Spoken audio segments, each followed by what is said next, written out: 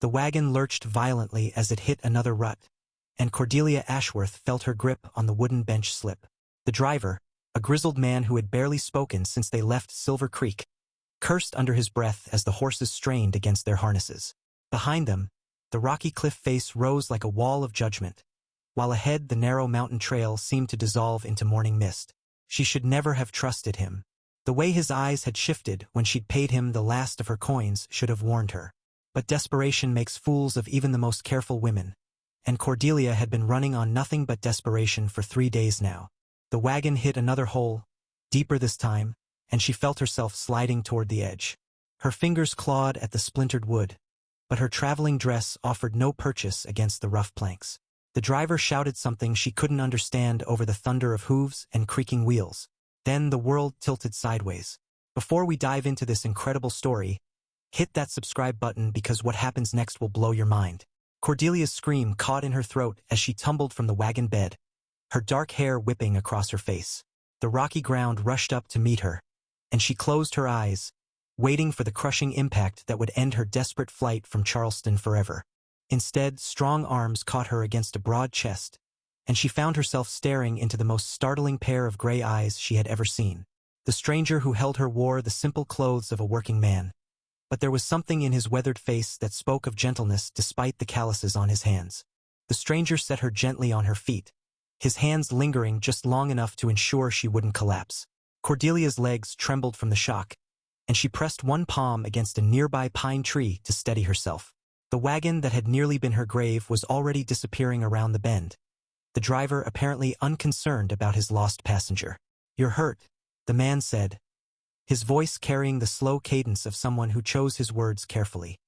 His gray eyes swept over her torn dress and scraped hands with the practiced assessment of someone accustomed to treating injuries. "I'm fine," Cordelia managed, though the tremor in her voice betrayed her. She tried to smooth her disheveled hair, acutely aware of how she must look to this stranger. A lady didn't travel alone on frontier wagons, and certainly not dressed in yesterday's wrinkled gown with her carefully arranged curls now hanging in tangles. The man's weathered face remained impassive, but she caught something that might have been skepticism in his expression. "My cabin's not far," he said, gesturing toward a barely visible path through the towering pines.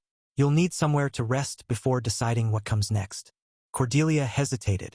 Everything her upbringing had taught her screamed against following an unknown man into the wilderness. But the alternative was standing alone on a mountain trail with no money, no transportation, and nowhere to go. The scandal she'd fled in Charleston seemed almost preferable to freezing to death in the Colorado mountains.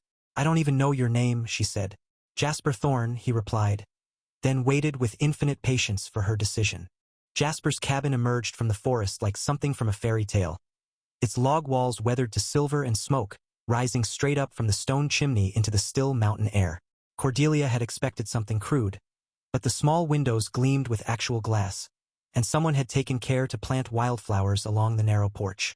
He held the door open without speaking, and she stepped inside to warmth that seemed to wrap around her like a blanket. The single room was sparse but clean, with handmade furniture that spoke of skill and patience. A fire crackled in the stone hearth, and the smell of coffee lingered in the air. "Sit," Jasper said, indicating a chair near the fire. The authority in his voice was gentle but absolute, the tone of someone accustomed to caring for injured creatures. Cordelia sank into the chair, suddenly aware of how exhausted she was. 3 days of running, of looking over her shoulder, of wondering if Charles Pemberton's private investigators had found her trail. The warmth of the cabin seemed to melt the tension from her shoulders, and for the first time since leaving Charleston, she felt safe. Jasper moved around the small space with quiet efficiency, setting a cup of coffee beside her and checking the bandages he kept in a wooden box. His movements were economical, purposeful, and she found herself studying the careful way he arranged everything within reach. "You don't have to tell me what you're running from," he said, settling into the chair across from her. "But you're welcome to stay until you figure out where you're going." The kindness in his words nearly undid her. The coffee warmed her hands, and Cordelia found herself studying Jasper's face in the firelight. There were lines around his eyes that spoke of long hours squinting into mountain sun, and a scar along his left temple that told of some old violence. Yet his hands, when he'd caught her, had been infinitely gentle. "I was engaged to be married," she heard herself say, the words spilling out before she could stop them. "Charles Pemberton." A very proper gentleman from a very proper Charleston family. Jasper's expression didn't change, but she sensed him listening with his whole being, the way some people listen to music or poetry. 3 days before the wedding, I discovered he already had a wife. In Savannah. She paused, remembering the sick feeling when she'd found the letters hidden in his study. A wife and 2 children he'd never bothered to mention during our 6-month engagement. The fire popped, sending sparks up the chimney, and Jasper leaned forward to adjust a log with the iron poker. His movements were careful, deliberate, giving her time to find her words. When I confronted him, he laughed. Cordelia continued, her voice barely above a whisper. Said I was naive to think marriage meant fidelity. That proper wives looked the other way and concentrated on running elegant households. Jasper set down the poker and met her eyes. So you ran. I took what money I could gather and left that very night. She wrapped her fingers more tightly around the warm cup. I couldn't live that lie, no matter what society expected. Jasper was quiet for a long moment, staring into the flames, as if they held answers to questions he'd stopped asking years ago. When he finally spoke, his voice carried the weight of old pain carefully contained. I understand running from what others expect, he said. Used to live in Denver. Had a wife, a house on the respectable side of town. Worked in her father's bank. Cordelia felt her breath catch. The idea of this mountain man in a city suit seemed impossible, yet something in his careful speech suggested education, refinement deliberately set aside. Margaret was everything a proper wife should be. Beautiful, accomplished, knew exactly how to manage a household and entertain her father's business associates. He picked up a piece of kindling, turning it over in his weathered hands. For 3 years, I tried to be the husband she deserved. But, Cordelia prompted gently, but I wasn't built for drawing rooms and dinner parties. Every day felt like wearing clothes that didn't fit. Jasper's gray eyes found hers across the flickering light. When her father offered me a promotion that would have meant more evening socials and less honest work, I knew I had to choose. So you came here. Margaret wouldn't come with me. Said I was throwing away everything that mattered for a childish dream of living like a savage. He set the kindling aside. She divorced me and married her father's new junior partner within 6 months. The silence stretched between them, comfortable and understanding. 3 days had passed since their confessions by the fire, and Cordelia found herself settling into the rhythm of mountain life with surprising ease. She helped Jasper tend his small garden, learning to distinguish between the herbs he used for healing and those meant for cooking. Her hands, once soft from a life of leisure, began to show the honest calluses of useful work. On the 4th morning, she woke to the smell of fresh bread and found Jasper pulling golden loaves from the stone oven he'd built beside the cabin. The sight of this strong, capable man performing such domestic tasks with obvious skill made something flutter in her chest that she dared not name. You didn't have to, she said, accepting the warm slice he offered. Everyone needs to eat, he replied simply, but she caught the pleasure in his eyes as she bit into the bread and sighed with contentment. They worked side by side that afternoon, preparing firewood for the approaching winter. Cordelia had insisted on helping despite Jasper's gentle protests, and now she understood why he'd been concerned. Her back ached, and splinters decorated her palms. But watching Jasper split logs with easy, practiced swings filled her with an unfamiliar sense of partnership. In Charleston, she'd been an ornament, designed to grace drawing rooms and reflect well on her husband's status. Here she was useful, needed. The realization was both liberating and terrifying. When evening came, they sat on the porch watching stars emerge in the vast mountain sky, neither speaking but both aware of the growing connection between them. The storm arrived without warning, turning the peaceful mountain afternoon into a fury of wind and driving rain. Cordelia had been hanging laundry when the first drops hit, and by the time she gathered the wet clothes, the sky had opened in earnest. Inside the cabin, she stood dripping by the door, her hair plastered to her head and her dress clinging uncomfortably to her skin. Jasper looked up from the fire he was building up, and for a moment their eyes met across the small room. Something electric passed between them, more powerful than the lightning flashing outside. You should get out of those wet things, he said quietly, then turned back to the fire with studied concentration. There's a clean shirt on the bed you can use. Cordelia's heart hammered as she moved to the sleeping area, separated from the main room by only a thin curtain. She could hear every sound he made, the scrape of wood on stone, the whisper of his boots on the plank floor. When she emerged wearing his oversized shirt, her bare legs pale beneath its hem, the look in his eyes made her breath catch. Thunder crashed overhead, shaking the cabin's sturdy walls. The sound seemed to echo the tumult in her chest as Jasper rose from the hearth, his gray eyes dark with an emotion she recognized because she felt it too. "Cordelia," he said, her name a question and a prayer on his lips. She stepped toward him, drawn by something stronger than propriety or common sense. When his calloused hands framed her face, she didn't pull away. His kiss was gentle, reverent, as if she were something precious he might break with too much eagerness. Cordelia had been kissed before, chaste pecks from Charles that spoke more of duty than desire, but this was entirely different. Jasper kissed her as if he had been waiting his whole life for this moment. When they finally broke apart, the storm outside seemed a distant thing compared to the tempest in her heart. His thumb traced her cheekbone with infinite tenderness, and she leaned into his touch like a flower turning toward sunlight. "I never thought I'd feel this way again," he whispered against her forehead. "After Margaret, I thought I was done with wanting things I couldn't have."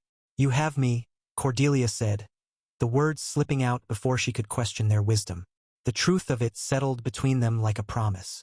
They spent the evening talking quietly by the fire, her head on his shoulder, his arm around her waist. She told him about her childhood in Charleston, about the loneliness of being groomed for a marriage that would benefit everyone except herself. He shared stories of his early days in the mountains, learning to survive on his own, finding peace in the simplicity of honest work. When the storm finally passed near midnight, neither wanted to break the spell. Cordelia knew she should return to the small cot he'd made for her in the corner, but the thought of leaving the warm circle of his arms felt impossible. "Stay with me," he said softly, as if reading her thoughts. "Just to sleep. I won't ask for more than you're ready to give." Cordelia woke in Jasper's arms as the first pale light of dawn crept through the cabin windows. She had slept more peacefully than she had in months, cradled against his chest, listening to the steady rhythm of his heartbeat. For a moment, she allowed herself to imagine this was her life now, waking beside this good man who saw her as more than a social ornament. The sound of approaching horses shattered her contentment like glass. Jasper was instantly alert, his body tensing as he recognized the deliberate pace of riders who knew exactly where they were going. He rose silently, pulling on his boots and reaching for the rifle above the mantel. "Stay inside," he said quietly, but Cordelia was already moving toward the window. 3 men sat their horses in the clearing, all wearing the expensive suits and calculating expressions of hired professionals. The leader, a thin man with cold eyes, called out in a voice that carried the authority of money and influence. "Miss Ashworth, we know you're in there. Mr. Pemberton has sent us to escort you home. Your engagement scandal can still be managed if you return immediately and marry him as planned." Cordelia's blood turned to ice. Charles had found her. Somehow, his private investigators had tracked her to this remote sanctuary. Jasper stepped onto the porch, his rifle held casually but ready. "The lady isn't interested in returning," he said, his voice carrying the quiet authority of a man who had faced down threats before. The lead investigator smiled coldly. "I'm afraid the lady's preferences are irrelevant. She has debts to pay and obligations to fulfill." Cordelia stepped onto the porch beside Jasper, her chin lifted in defiance despite the tremor in her hands. "I have no debts to Charles Pemberton," she called out, her voice carrying across the clearing. "And my only obligation is to live with honor, something he knows nothing about." The lead investigator's smile widened unpleasantly. "Your father's gambling debts say otherwise, Miss Ashworth. Mr. Pemberton generously assumed responsibility for them when your engagement was announced. $60,000, plus interest. Surely you don't expect this mountain savage to cover such a sum." The words hit Cordelia like physical blows. Her father's debts. She'd known he gambled, but $60,000 was more money than most people saw in a lifetime. Charles had trapped her more thoroughly than she'd ever imagined. Jasper's hand found hers, steady and warm. "How much time does she have to decide?" "There's nothing to decide," the man replied coldly. "Miss Ashworth returns with us today, or Mr. Pemberton will have warrants issued for theft and fraud. She took jewelry and money when she fled. Prison is hardly suitable for a lady of her breeding." Cordelia felt the walls closing in around her. Charles had thought of everything, planned for every possible escape. She could run again, but he would always find her. She could fight, but what weapons did she have against his wealth and influence? Then Jasper squeezed her hand, and she remembered she wasn't facing this alone anymore. "I'll go with you," Cordelia said quietly, the words tearing at her heart even as she spoke them. She couldn't let Jasper suffer for her problems, couldn't drag him into Charles's web of legal threats and financial manipulation. But Jasper stepped forward, his presence solid and unwavering beside her. No, he said simply, she won't. The lead investigator's hand moved toward his coat, but stopped when Jasper's rifle shifted almost imperceptibly in his direction. You're interfering with legal business, mountain man.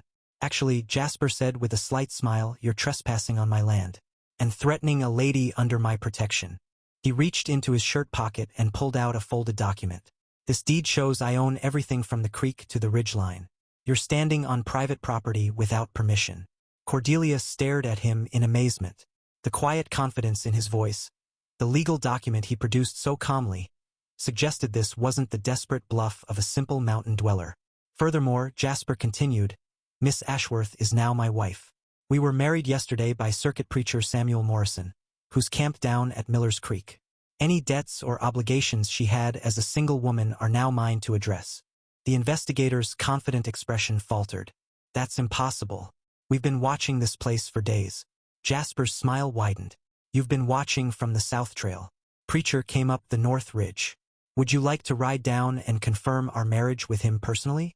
The investigators rode away in frustrated defeat, their threats hollow against the solid reality of Jasper's legal preparations and claimed marriage. Cordelia watched until they disappeared into the forest, then turned to face the man who had just claimed her as his wife to save her from Charles's trap. That was quite a performance, she said softly. But there is no Preacher Morrison at Miller's Creek. Is there? Jasper's gray eyes twinkled with mischief and something deeper. Actually, there is. Old Samuel's been camped there for 3 days, waiting to perform a wedding ceremony. He paused, suddenly serious. The question is whether you want him to make my claim true. Cordelia felt her heart skip as the meaning of his words settled over her. He was asking her to marry him, truly and completely, not just as a legal maneuver but as a choice made freely from love. I have nothing to offer you, she whispered. No dowry, no social connections, nothing but the scandal that will follow me wherever I go. Jasper stepped closer, his calloused hands gentle as they cupped her face. You have everything I've ever wanted. A brave heart, an honest soul, and the courage to choose love over convenience. The spring sun broke through the pine trees, warming the mountain air with the promise of new beginnings. Somewhere in the distance, a preacher waited to unite two souls who had found in each other what the world had tried to deny them. Have you ever found belonging in unexpected places? Tell us about your moment of acceptance in the comments below.